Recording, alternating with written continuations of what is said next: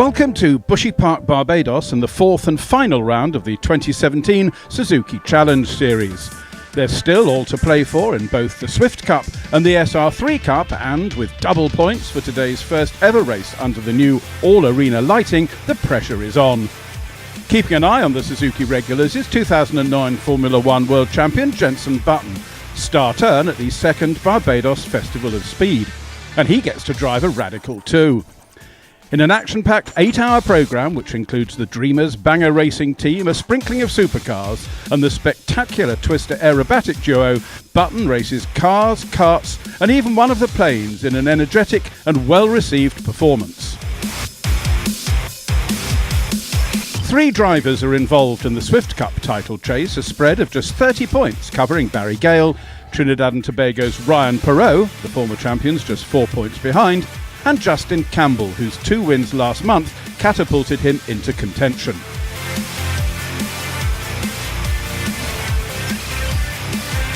The SR3 Cup has come down to a straight fight between reigning champion Suleiman Issouf and Stuart Maloney, although Mark Maloney, who clocked a new outright lap record here in September, could snatch the title if the other two failed to score.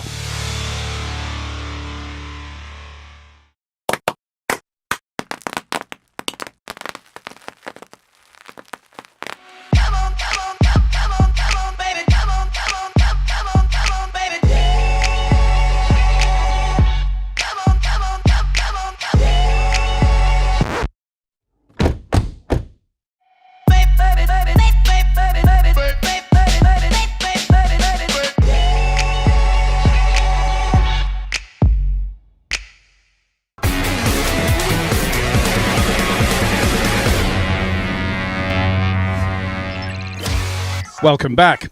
Despite morning thunderstorms and a flood warning in place, the Festival of Speed got underway on time, albeit in less than ideal conditions for the opening Swift Cup race.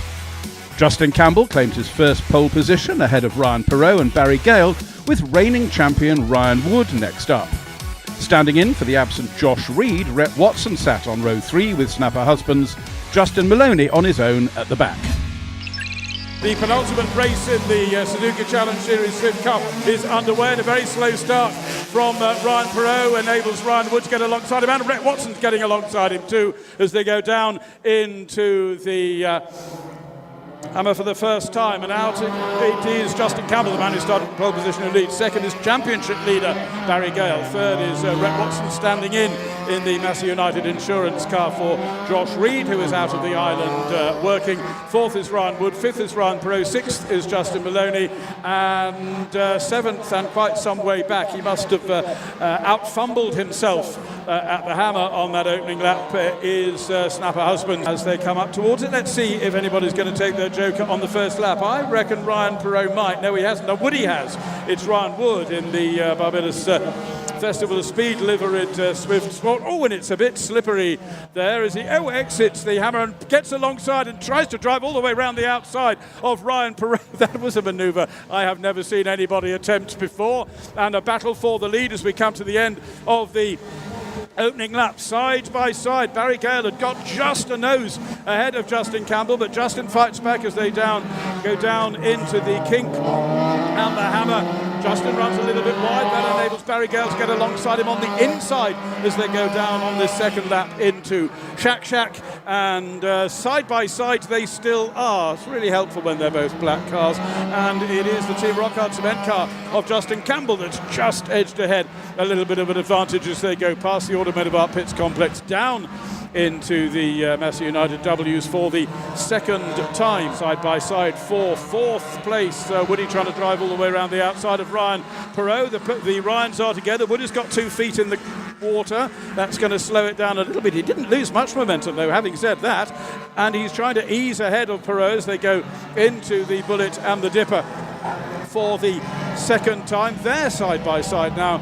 Sometimes a little bit of dampness gives you a little bit more entertainment in a race. People are fighting not only one another but also the conditions. Talking about fighting the conditions are very sideways. Rhett Watson just gathers the Team Massey United car together. They're in third place. Snapper has recovered from his earlier kerfuffle on the opening lap and is now right up onto the tail of Justin Maloney.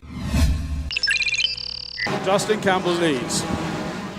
Barry Gale is second. Third is Rhett Watson. Fourth is Ryan Wood. Fifth is Ryan Perot. Obviously all the cheering from Steve Deeks on behalf of the Trini fraternity isn't working too well at the moment. And Justin Maloney and Snapper Husbands bringing up the tail of the field. Oh, and a very slippy moment. Justin did decide to take the Joker. It's a bit wet on the way onto the bridge as well. Is he going to come out in the lead, or is Barry Gale going to be able to catch up with him? It's getting really, really slippy there. The tyres that they run on are a sort of combined wet, dry, slick, treaded sort of intermediate type tyre, which means that they're usable for all conditions. And Barry Gale spins on his way onto the Joker lap. So does Rhett Watson. Barry Gale gets going first. That will have done them no good at all. That will have worked very much in favour of Ryan Perot, who may come out ahead. No, he's not come out ahead of Barry Gale, but he does come out ahead of Rhett Watson, although Rhett Watson will put the pressure on immediately. 6 laps completed by race leader Justin Campbell. Second now is Ryan Wood. Third is Barry Gale. Fourth is Ryan Perot. Fifth is Rhett Watson. And the battling Maloney and Husbands are still at the tail end of the field. Justin Campbell's on his way onto his final lap, chased by Ryan Wood, Barry Gale, Ryan Perot, who is in turn being caught by Rhett Watson. Under the start arch they go for the end of the penultimate lap, and they head off down towards the Kink and the Hammer. They've come out in the same order. Justin Maloney just ahead of Snapper Husbands, but here coming up to take his third consecutive checkered flag, Justin Campbell comes out as the victor of our opening race of the day.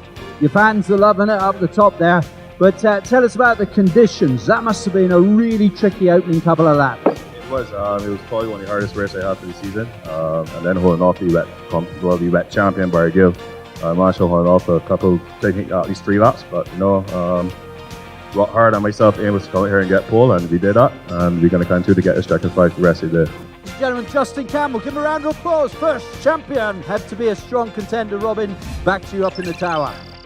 Campbell's third Swift Cup victory slashes the 30-point spread across the 3 title contenders to just 20, setting up a thrilling climax in the double points final with 50 points on offer for the win. I think I had too much air in my tyres because the back of my car was definitely trying to pass out the front. He reminded me of myself in my Starlet sideways. I was like, ooh, all right, then is the first real life Swift I've seen in a long time. It's all synchronized sliding. Monkey see, monkey do. Justin Campbell. Mr. Rock Hard. Mr. Rock Hard for me, yes, fair enough. Fantastic race, tell us. How did it feel moving off the line, and walk us through the race? Well, when we get off the line, I saw Barry next to me. I thought Ryan was coming as well, and then I think first 2 corners or so, me and Barry was actually side by side. He took first. I was like, well, I'm not giving up. And then he took it back, and it went from there. But the track is very slippery. I'm not a wet, experienced driver, especially with factory drive. It's very challenging. I almost going in, he joke a lot. I thought the race was over. They cut a sideways of this world, let me tell you. That's where I got asked my coach to play a differential in the back. Our aim was to come out here and get a pole. We chasing on Barry and ran the championship. So we're going to see how the rest of the race, the rest of the day go.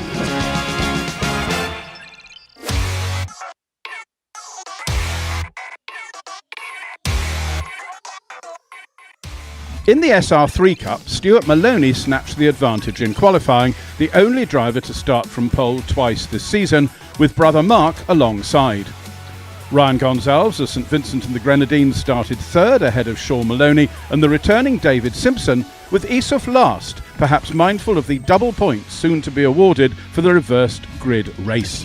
5 lights are on, and as they go out, who's going to make a good start? Fair bit of wheel spin there. Ryan Gonzalez gets gripped well, gets alongside Mark Maloney as they go down into the Kink and the Hammer for the first time, but Maloney has asserted himself behind his brother Stuart. So it is Stuart Maloney from Mark, from Ryan Gonzalez, from Sean Maloney, from Sol Isuf, who's already got past David Simpson, as they head down in what will be a 12-lap race towards the Massey W's for the first time. It won't break up too early. These cars need some skill to keep them pointed in the appropriate direction when the track conditions are a little treacherous. Those couple of sighting laps that they've had will have given them an opportunity to spot where the most of the water is, and Solis very nearly spun on the exit there of the Bullet. It dropped him back right into the clutches of David Simpson, and Sean Maloney found just enough road to squeeze past Ryan Gonzalez on that opening lap as well. And now Mark Maloney is going to use his favourite corner of the circuit to try and challenge brother Stewart, and he knows he's alongside on the inside of the W's. Brother Sean wants a bit of that as well. Brother Stewart, I think, had at least two wheels, if not on the grass, but very nearly on the grass. But Mark Maloney led briefly. How long was that? 150 yards. He loses the lead to his brother Sean, who very nearly loses it back as they come through the Dipper and exit the Bullet. But Sean has managed to assert himself, and then he spins and he's spun onto what is a rather muddy bit of infield. For those of you wondering why the beautifully manicured infield doesn't quite look as it used to, a great deal of work has been going on. Let's keep an eye on the black and white, yellow and blue radicals. You can see just as they come onto the pit straight, there's a bit of water there because the spray from Mark Maloney's black car was pretty much up and over the helmet of his chasing brother Stewart. Stewart, of course, a former Caribbean motor racing champion back in 2008, and he challenges Mark, dives alongside. Is he going to outbrake himself and let Mark back through on the inside? Yes, he sort of does, but he fights back, holds on to the advantage. Mark's got the front wheels alongside the rear wheels of Stewart, but now Stewart is back into the lead again, down into the Seasash hairpin. They're now on very much the drier side of the circuit. Driving all the way around the outside of Mark Maloney at the W's isn't for the faint-hearted, but he tries to cut back in as they exit the corner, and he's alongside him once again as they come over Millbrow down towards the Dipper for the ninth time. At the moment, Mark Maloney in the Black Radical SR3 still has the advantage, but Ryan Gonzalez is challenging him again as they come out of the Bullet along that short straight towards the Banks S's. This is allowing Sol Isuf to catch up with the pair of them. Can Maloney hold off a very determined, feisty-looking Ryan Gonzalez here at Bushy Park, Barbados today? Just one race to go in the 2017 Suzuki Challenge Series under the all-arena lighting, and double points, and once again Ryan Gonzalez gets fully alongside this time Mark Maloney, but Maloney runs out wide and fighting for grip as he exits the Bullet. Ryan Gonzalez is challenged and passed by Sol Isuf, and if Sol can hold on to that position, he has just assisted himself by another 3 points, so the gap has only been narrowed to 10 points. Does he hold on to third place? Yes, he does. So Stuart Maloney wins. Mark Maloney is second. Sol Isuf is third, snatching the place and an extra 3 points. Sol Isuf's last lap pass of Ryan Gonzalez left the gap to Stuart Maloney at 10 points. With 50 for the win, 36 for second place, whichever of these two won the final race would be champion. We started off in third and I got past to fourth, and then Sean spin off, and then got back into third, and I was battling with Mark for the whole race, and then last lap we came together, and then Sol came through, so we ended up in fourth for that one. Well, first of all, he represents the brand well because he drives very consistent and very reliable. In fact, he hit my bumper. I got to send him the bill. well, I had a bit of rain on the visor, water on the visor, so that helped. Blame it on the rain.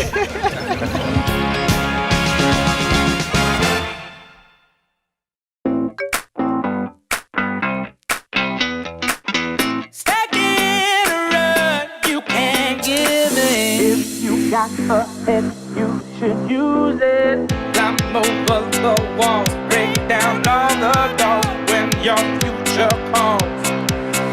Don't let nothing hold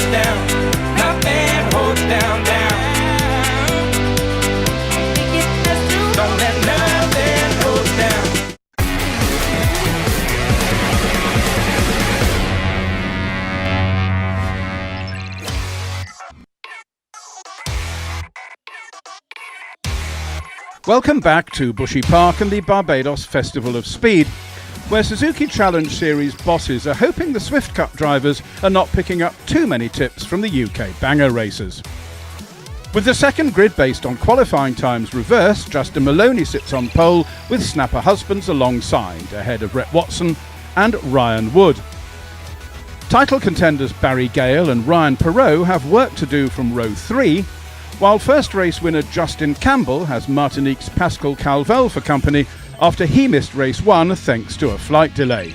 And as they set off down towards the kink and the hammer for the first time, it's a very, very closely knit bunch that Justin Maloney is leading into that right-hander. Is there enough room for them all on the tarmac? Yes, there is. Having said that, Ryan Perot ran a little bit wide, couple of wheels on the rumble strip on the outside of that corner, and again, in fact, he almost got pushed wide there, and so they head down into the Massey W's for the first time, and at that point the Massey United Insurance car, driven by one Rhett Watson this weekend, standing in for Josh Reed, who is away, takes the lead from Justin Maloney and leads uphill over Millbrow. 8 laps, remember, 1 joker lap for each driver. Double points and the championship will be settled. Rhett Watson, who is not part of that championship fight, however, is interested in picking up another victory. He had one last time out. Who's doing the joker on the opening lap? Half the field are. It's Campbell, it's Woody, it's Calvel, and it's Perot. Rhett Watson has taken an early advantage. Justin Maloney getting a little bit out of shape under braking there for the hammer, but all is well. So breaking up just a little bit now, a couple of pairs battling towards the tail end of the field. Justin Campbell alongside Snapper Husband. Side by side they come out onto the Automotive Art pit straight, with Justin Campbell easing away from Snapper Husbands, as indeed do the next 2 cars get alongside Snapper. Well, the first of the next 2 cars gets alongside Snapper, which is Martinique's former Hilltime champion Pascal Calvel. Over Millbrow they go for the second time. Snapper Husbands slipping down the field as they go. Now, who's going to take a joker this time round? I wonder whether Barry Gale might see the sense of doing that, although he won't necessarily know, of course, that those behind him have done that. It's Snapper who is the man with a sense of humour this time round on lap 2. Is he going to rejoin right at the back? No, he's going to slot in between Ryan Perot and Pascal Calvel. Rhett Watson already building up quite a significant lead now. He's about 2 seconds ahead as they go into the Massey W's for the third time.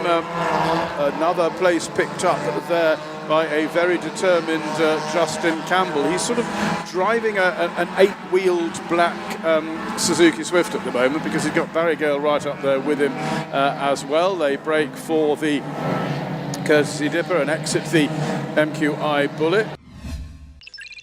Rhett Watson in the lead from Justin Maloney. Third, and under a challenge from Ryan Wood, is Justin Campbell. They're side by side into the dipper. What does my Mervyn Lynch television screen tell me happens at the hammer? Well, they both came out all right, but it was a little bit curvy for Woody there, but all is well. They're still both going. Nobody taking the joker. This is the 4th and half distance lap. So Justin Maloney second, and Ryan Perot charges past Justin Campbell. That may prove to be a very important move.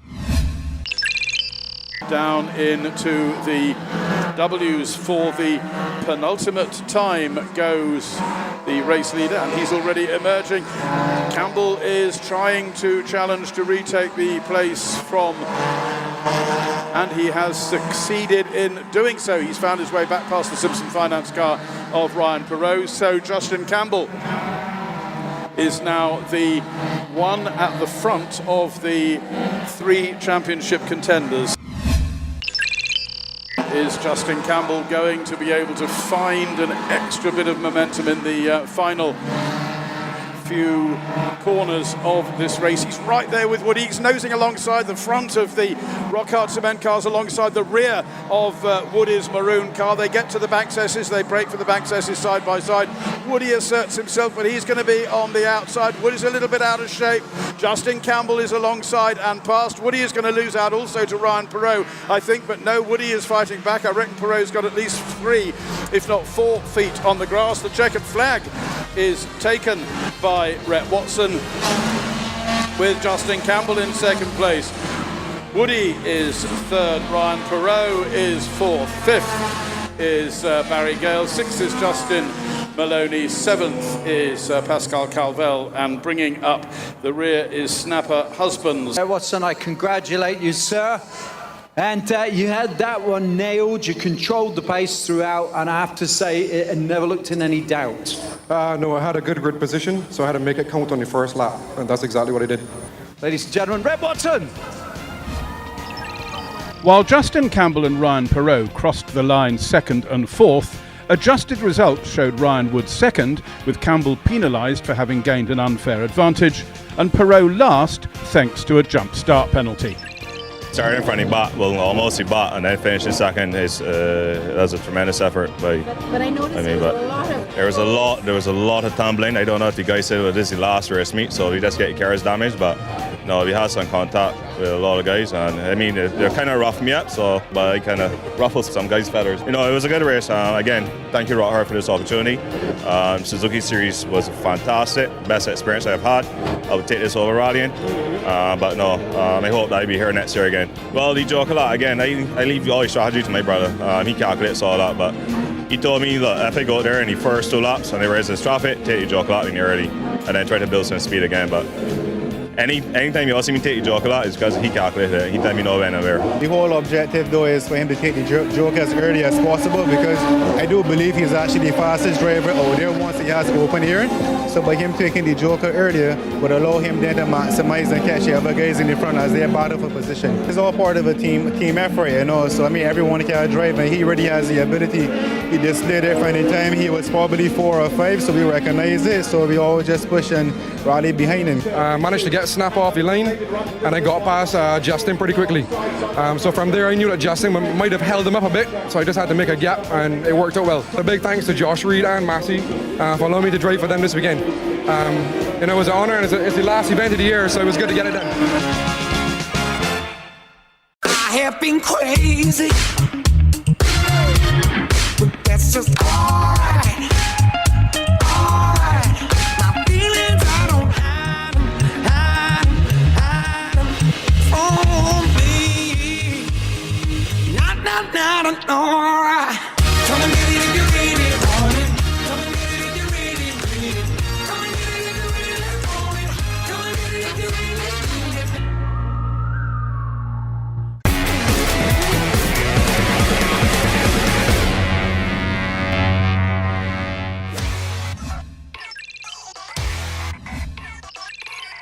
Welcome back for our final segment of the season. With qualifying times reversed, Solisov sits on pole for the second SR3 Cup race, with David Simpson alongside, ahead of Sean Maloney and Ryan Gonzalez. Mark Maloney and his brother Stuart, who won the day's first race, bring up the rear. And they go out now, and a stonking start from David Simpson, who gets alongside and ahead of Solisov by the time they exit the kink and turn into the hammer. But then David runs a little bit wide. That allows Sol to get alongside, side by side, down into the braking area for Shak Shak on this opening lap. And somehow the pair of them both ran wide enough for Sean Maloney almost to challenge Solisov for the lead. It didn't quite work, but there's been a real shuffle going on in the early 2 or 3 corners of this race. But it looks to me as though Solisov is still the man who is in charge at the moment as they come over Millbrow for the first time in what is a 12-lap race to bring the third Suzuki Challenge Series SR3 Cup to a conclusion. Down towards the Banks S's they all head. Hard on the brakes, very evenly matched, all the very pretty coloured ones that are easy to identify, and a little clutch at the back of the field. And it is Sol Issouf who leads from Stuart Maloney, who made the very best of that opening lap and fastest lap of the race too so far to Stuart Maloney at 1:06.8. But of course we're nowhere near the sub 60-second speeds that we normally expect from the Suzuki powered radicals. So Sol Issouf leads. The order remains the same as they head towards the W's for the second time. David Simpson in fourth place, coming under some pressure from Mark Maloney as they head over Millbrow. Simpson eases ahead a little bit, but he looks as though he's taking a slightly wider line into the courtesy dipper, and he is, and then allows Mark Maloney to ease alongside and pass him. However, Maloney runs a little bit wide, nearly allows Simpson the chance of a repass, but it does not quite happen. Leading to very much the class of the field at the moment, and an issue for Sean Maloney. He pulls off into the pits. His brother Mark had already passed him by the time the pit approach came up, and Sean just rocketed straight off down into pit lane. So that leaves us with just the 5. And if Mark Maloney is a man on a mission, then now he's got clear road ahead of him to make his way at speed up to the rear wing of his brother Stuart. Great battle between Ryan Gonsalves and David Simpson until there was a gentle touch as they turned into the Banks S's, which resulted in both of them spinning. This is it. This lap decides the third Suzuki Challenge Series SR3 Cup. Sean Maloney, the champion in the first year, Sol Issouf in the second, although Christian Jeffrey was the Winter Cup champion in the second season. Over Millbrow they go. This is the last half a lap, which will decide. Mark Maloney, Ryan Gonsalves is still pressing on in third and fourth places. Last time of asking into the Banks S's. On to Seasash hairpin. Sol Issouf heads towards the checkered flag, chased with all his heart by Stuart Maloney. The checkered flag is waved. Sol Issouf is the winner of the final race. Bushy Park, your 2017 SR3 champion, Sol! Lap after lap, Stuart Maloney had chipped away at Sol Issouf's lead, cutting it to just 2/10 a couple of laps from home, but Issouf withstood the pressure to claim his 9th SR3 Cup win and the 2017 title. I had a half decent start.